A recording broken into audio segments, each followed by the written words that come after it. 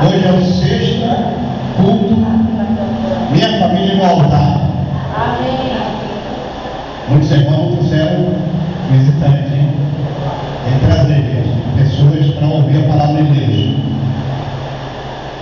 Vamos orar para iniciar. Vamos ficar de pé para orar para o nosso Pai Celestial.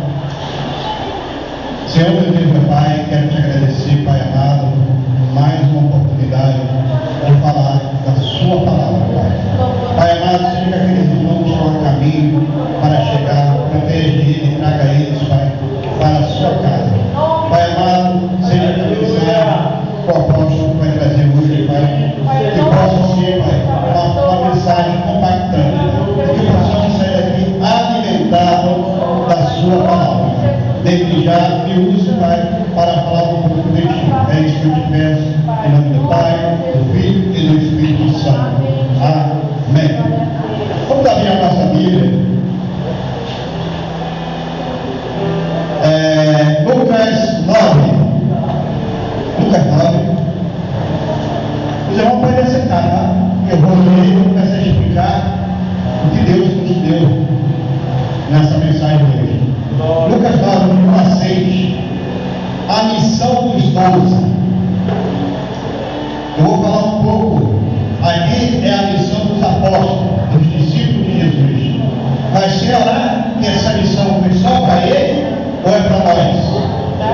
Então eu vou mostrar aqui para nós. Eu estou com a Bíblia aberta aqui uma e estou com outra aqui. A R.A. Não sei se vocês conhecem essa Bíblia. Vamos ver aqui na minha aqui normal. A missão dos 12.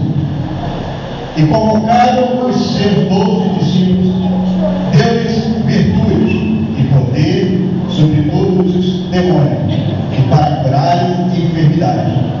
E enviou-os a pregar o reino de Deus e a curar os enfermos.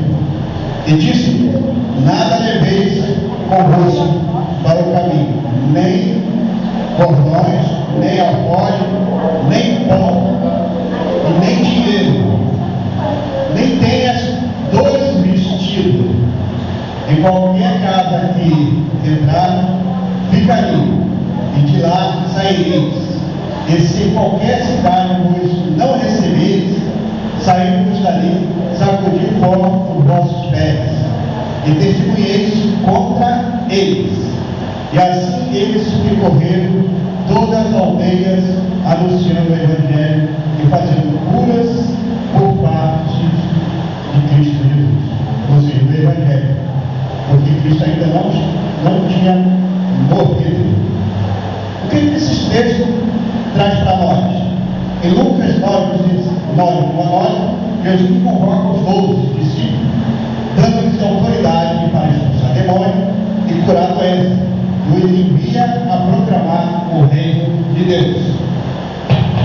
A primeira introdução. Jesus diz aos discípulos: não leveis nada para o caminho. A segunda instrução. Jesus diz aos discípulos que fique na casa em que você foi recebido, até ir embora daquele lugar. Na instrução 3.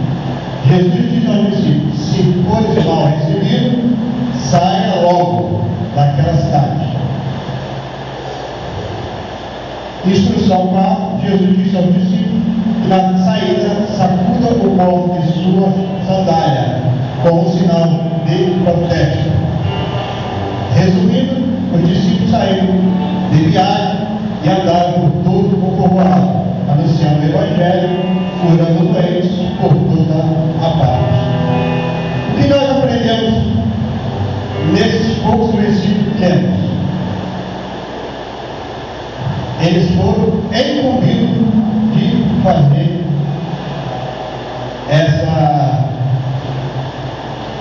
esse serviço, né? Agora eu vou terminar a Bíblia de estudo, do qual eu tive que tirar foto, porque a letra é pequena e a vista já está cansada, né? Agora é para entender por que Jesus precisou de ter 12 discípulos.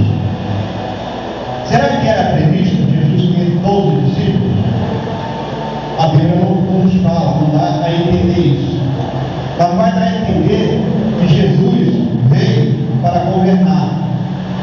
E ele não foi aceito como o rei ou como filho de Deus.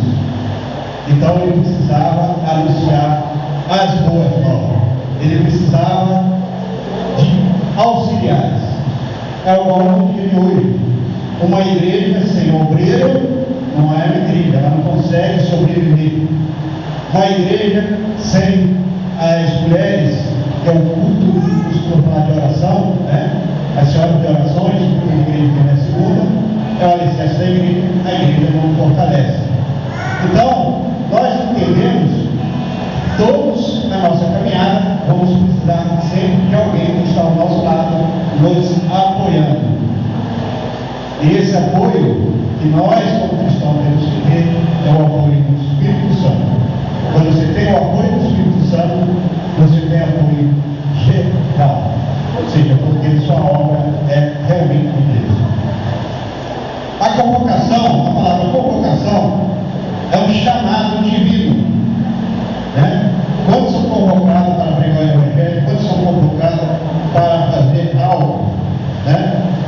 E temos virtude. Quais são as virtudes? Espírito para curar e expulsar demônios, enfermidades. Autoridade espiritual. E nunca é exercida sobre a pessoa. Então a autoridade de Deus é a autoridade do homem, mas espiritual, para que possamos travar a batalha contra a treva. Está lá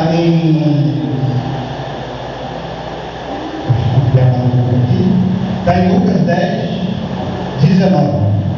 Enviou-os a pregar. A grande tarefa do verdadeiro homem de Deus é pregar o Evangelho, ou seja, levar as boas novas para as pessoas que não conhecem.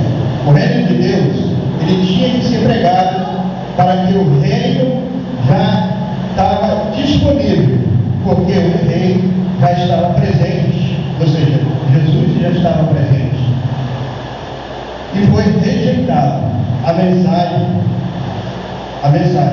Então, Jesus tinha que pregar a mensagem de Cristo, né? A mensagem da cruz, que era estabelecer o reino de Deus na terra, o qual viria a segunda vinda. 1 Coríntios 1, 21 e 23. E a cura aos enfermos constituía uma parte das demais missões prosseguir por todos da igreja primitiva até o presente dia. Qualquer pessoa sobre a nova aliança tem permissão para orar pelos enfermos e expulsar demônios. Marcos 16, versículo 17 e 18. Mas desde que tem o quê? Em comunhão. Se você não tiver em comunhão, você não estará fazendo a obra do Senhor.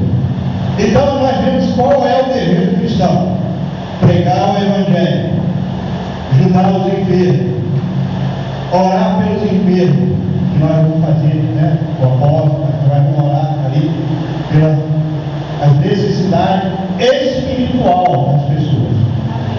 Eu sei que aqui no meio tem pessoas também que estão com necessidades materiais, mas o ensejo é o espiritual. Quando você consegue o lado espiritual, o lado carnal também vem, ou seja, uma casa, um carro. Mas nós fomos ensinados, os discípulos e nós, a pregar o verdadeiro Evangelho, que é curar, levar as boas novas e não para riqueza. Hoje em dia, não julgando, mas muitos se baseiam no Evangelho para ser rico. Tem riquezas aqui na terra, onde há traça, a ferrugem e a ladrão. Então, esse não é o dever do cristão. Mas também quer dizer que a gente não vamos almejar isso. Mas nosso intuito é pregar o Evangelho, as boas novas. Então, eu costumo sempre falar, a igreja sempre tem que pregar o Evangelho, como eles foram o pastor dele. É o Evangelho, é a salvação, é o inferno, é a peleja diária que nós temos.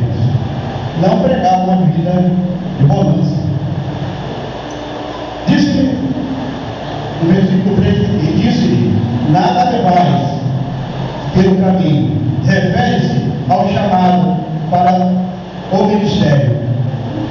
Nem cordão, nem alforje, que era uma bolsa que colocava tudo, nem pão, ou seja, nem alimento, e muito menos dinheiro. Então muitos falam assim: eu não estou preparado para fazer missões, eu não estou preparado para ir pregar o evangelho na cidade vizinha, porque eu não tenho carro, não temos condições. E os discípulos tinham? Não. E aí Jesus fala aqui, não levais nada. Então, não se preocupa, porque Deus te dará tudo que você precisar. Em qualquer casa, versículo 4, em qualquer casa em que entrares, fique ali, e de lá não saireis. Ou seja, eu costumo falar essa casa como sendo uma igreja, para mim. Mas também é uma casa que uma pessoa que você vai, um culto lá, um lugar onde você vai exercer a sua profissão. Eu costumo falar profissão porque hoje em dia o pastor está assinando carteira, né? Não é mais o chamado, né? Antes deixa até certas igrejas alto salário de outras igrejas, mas não é o caso. Então eu quero dizer, a gente tem que ter aqui gosto para o evangelho e aí pregar o evangelho.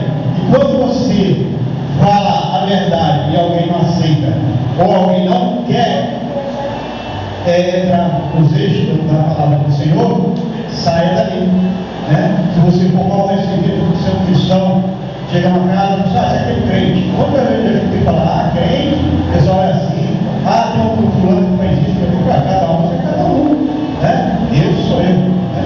Então a gente tem que mostrar o que nós somos. Se for mal recebido, a Bíblia ensina que isso é a tradição judaica: se bater a roupa, tirar a pó, né? Bater os pés e ir embora.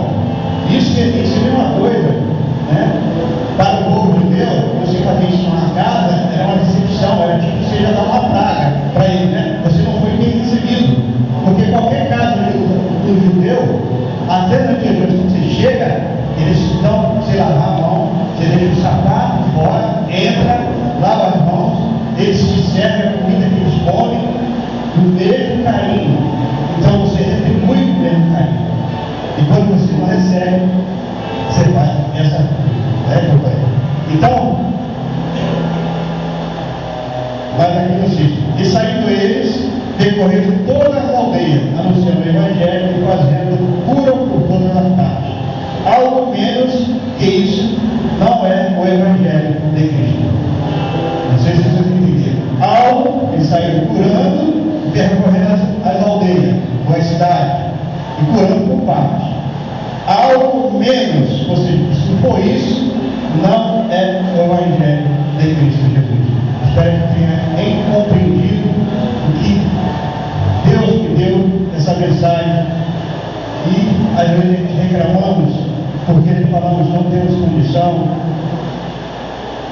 Nós como cristãos reclamamos muito, né? Eu sei porque às vezes eu reclamo comigo mesmo. Às vezes eu penso que eu partilho da cabeça, ele mesmo reclama comigo, depois eu sinto, ele fala assim: te dou isso, te dou aquilo, né? E a gente fica assim, né?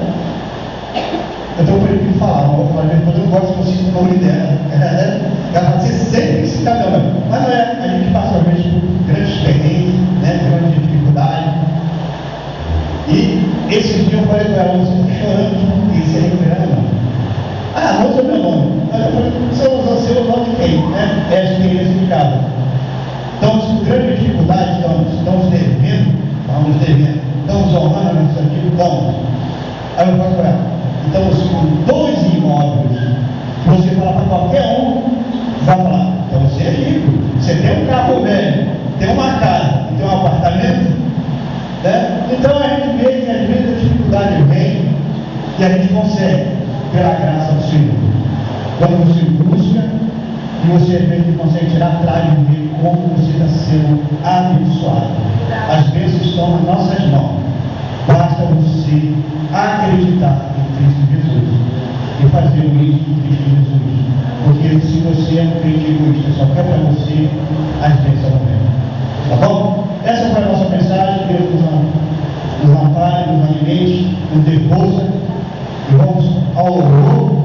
E depois eu fiz uma grande pregação com o nosso querido apóstolo Rogério, um grande amigo, desde quando eu chamo de pastor, e sempre também é nosso amigo e companheiro do Conselho de Pastores da cidade de Montevideo.